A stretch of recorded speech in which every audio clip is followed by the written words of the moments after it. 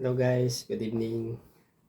By the way, ako na naman uli at magkukwento na naman ako sa inyo tungkol sa bagay na natutunan ko today.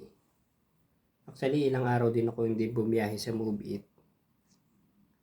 At kanina, pagpunta ko ng Tondo, pauwi dito sa Quezon City, bumiyahe ako.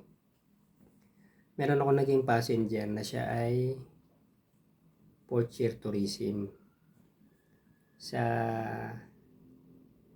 hindi inaasahang pagkakataon na late siya ng pag-i-enroll, kaya ngayon nagtatrabaho siya. Pero kung sakali man daw umabot siya sa pag-i-enroll, magiging working student siya. Nakarelate ako sa kanya kasi nung college ako, working student din ako, na hindi biro yung pinagsasabay yung pag-aaral at saka pagtatrabaho. Na kung bakit siya yung gusto kong ikwento kasi marami sa atin, especially diba, kumain tayo sa fast food, minsan hindi agad natitake ng mga service crew yung mga request natin. Ako naintindihan ko yun, kaya minsan kahit na pwede ko naman iutos sa kanila, ako na lang gumagawa kasi nga minsan akala natin